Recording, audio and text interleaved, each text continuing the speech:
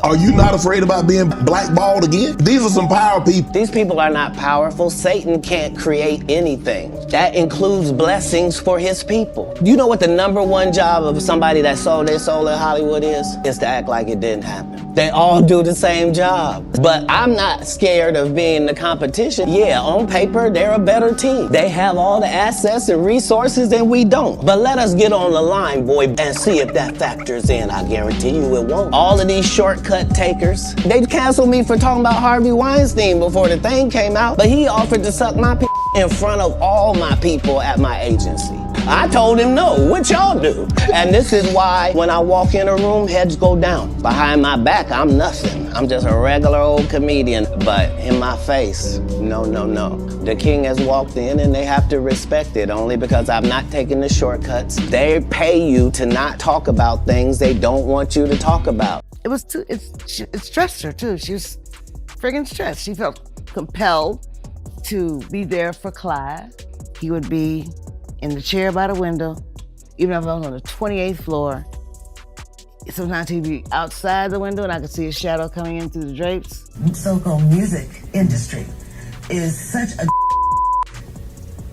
a thing. It sacrifices people's. Whenever you saw Whitney, she always hit you with that beautiful smile. She always hit you with that incredible energy. She gave you that hug, that, that grandma hug, that, that just shook your body. I know some guys who worked personally with Clive Davis and they had to leave him before they hurt him. So I would say, and maybe I'm wrong, that if you tried it with them guys, why you didn't try it with him? Right. But most likely. And he never left Clive. By now, sadly, you've all learned of the unspeakably tragic news of our beloved Whitney's passing.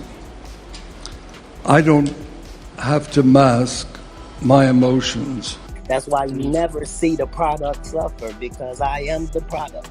That's why he never is nowhere re-upping, because he is re-upped.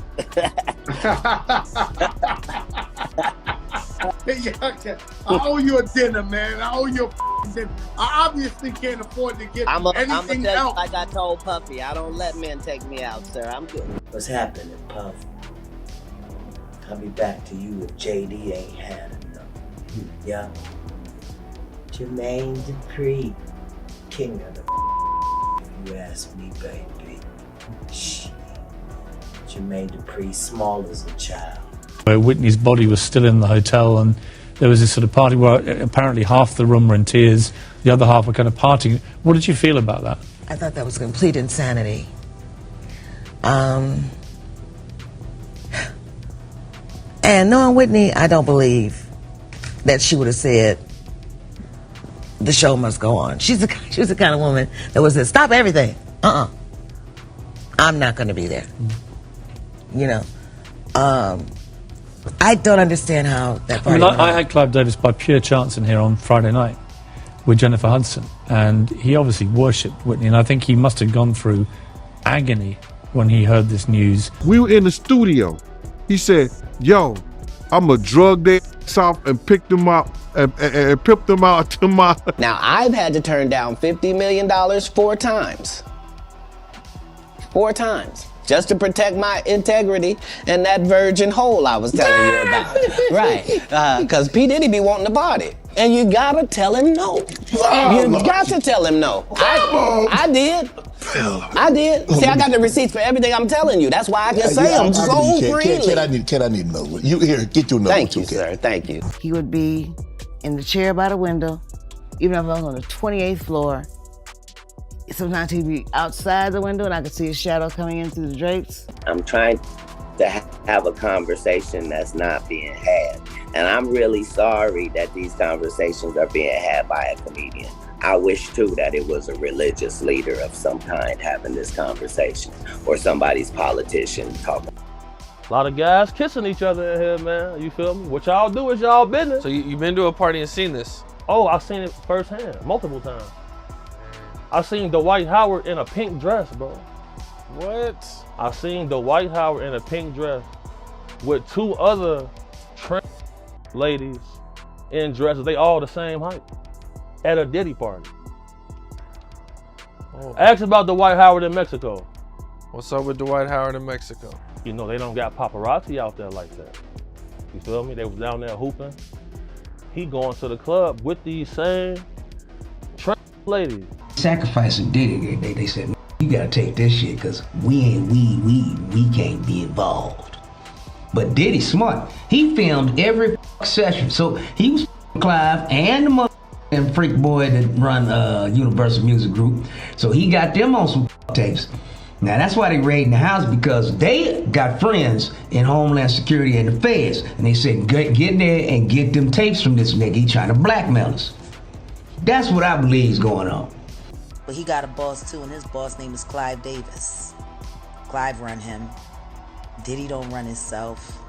Just when it seemed like Diddy's troubles couldn't get any worse, more shocking secrets have emerged. Known for his recent controversy involving Cassie, the music mogul is now entangled in a more severe scandal. Allegations from Kris Jenner have surfaced, connecting her to Diddy and his mentor Clive Davis, casting a shadow over the bad boy CEO's reputation. Sean Diddy Combs faces another new lawsuit, the second this week. In the suit filed yesterday, a woman accuses Combs of rape and sexual assault. Meanwhile, his ex-girlfriend, Cassie Ventura, is responding for the first time to graphic video of Combs assaulting her back in 2016. Our national correspondent, Jarika Duncan, has more, and we want to warn you, the details are disturbing. Jarika, good morning. Good morning, Michelle. The details are disturbing indeed. This is now the 7th lawsuit directly accusing Sean Diddy Combs of sexual assault. Ventura filed a separate lawsuit in November, which has been settled. And allegations in this suit describe Combs forcing himself onto this woman and in one encounter demanding that she take drugs. Recently, Diddy has been in the spotlight for his mistreatment of Cassie. The situation escalated when the iconic Chaka Khan accused Diddy and his mentor Clive Davis of severe misconduct. Fans were aware of Diddy's questionable actions, but no one expected him to disrespect a music legend like Chaka Khan to such an extent. This revelation shocked many and led to an outcry for accountability.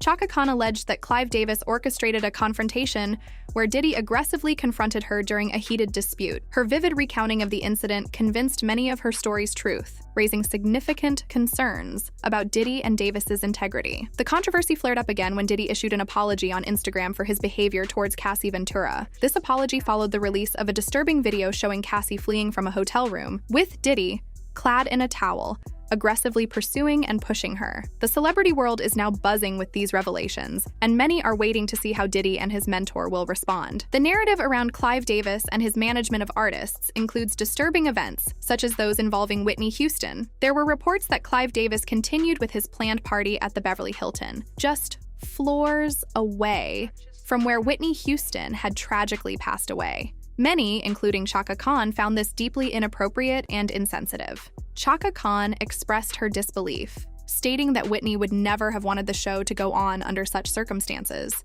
This incident sheds light on the harsh realities of the music industry, where the well-being of artists often takes a backseat to the demands and schedules imposed by industry executives. Diddy's public apology on Instagram sparked mixed reactions. Some criticized him for only apologizing because he was caught on camera, questioning the genuineness of his remorse. Others believed his apology was sincere and that he deserved a chance at redemption. Adding to the controversy, Indira Khan, Chaka Khan's daughter, shared a personal account of how Diddy aggressively confronted her mother at a public event, leading to a physical altercation involving her brother.